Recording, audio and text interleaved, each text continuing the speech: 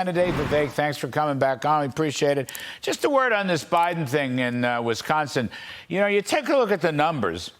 Manufacturing jobs haven't gone up in 2 years. And if you look at the supply managers, the Institute for Supply Managers for Manufacturing, that has been actually down over the past 2 years. Joe Biden could pour as much money into one plant or not, but the story is he is losing the economy to Trump by 20, 25 percentage points. What you make of this? No doubt about it. Everyday people understand the impact it's had on them. Larry, it's actually pretty simple. Prices have gone up cumulatively. Wages have not gone up to keep up with it. And interest rates and mortgage rates have gone up in the name of fighting that inflation. Everyday Americans, no matter what Bidenomics nonsense they're fed, understand the impact of that in their everyday life. And I do think those are the two top issues. It's not a culture war issue. It's the economy and it's illegal immigration.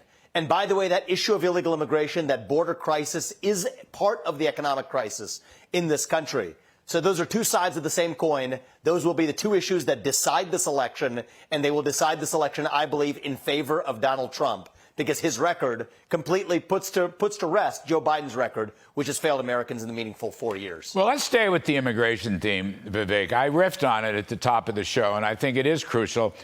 Maybe for the moment it's out of the spotlight because of these anti-Semitic campus riots and so forth. But you're quite right. It is absolutely crucial. All the polls show it. Now, Jody Arrington, the chair of the Budget Committee, just said it's costing at least $150 billion so far, and that number is rising. And Mr. Biden, you know, rumored 4, 5, 6 weeks ago he was finally acknowledging he could take executive action, and maybe he would, but he has not done a single thing, Vivek.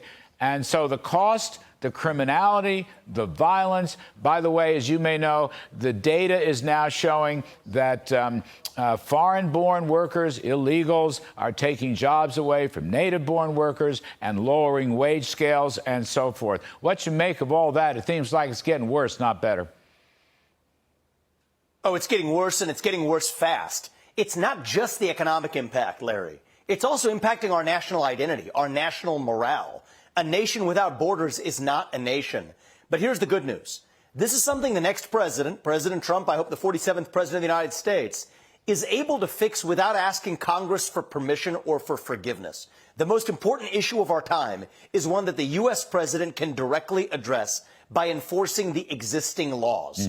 Move the military to the southern border, complete the border wall, stop funding Central America and those countries until they have actually stopped the northward flow of migrants from Venezuela to the southern border of Texas, end birthright citizenship for the kids of illegals, and stop funding sanctuary cities. That ends the incentives to be here illegally. And then, yes, it is logical. It is not racist or xenophobic. It is purely logical that if we have had the largest influx of illegal migrants in American history, then we need the largest mass deportation of those illegals in American history. That's going to help the economy, actually, but it's also going to help our national morale. And a replacement for Biden and a Department of Homeland Security that actually does its job instead of undermining the law is a great way to revive this country. And I'm confident President Trump is going to do it. Well, you know, today's Wall Street Journal, Jason Riley wrote again about this. He mentioned Eisenhower's operation. He mentioned actually Ike, who was Ike was a great man, but he was a moderate Republican. He was not a hardcore conservative. Earl Warren was governor of California. Warren became the liberal Chief Justice of the Supreme Court, as you may know. But both of them worked to deport the illegals. This was in the mid-1950s, and they were able to do it. Yep. And actually, it was very popular. I mean, Ike left office with about a 60% popularity rating. Sure. And you know what? We did it before. We can do it again.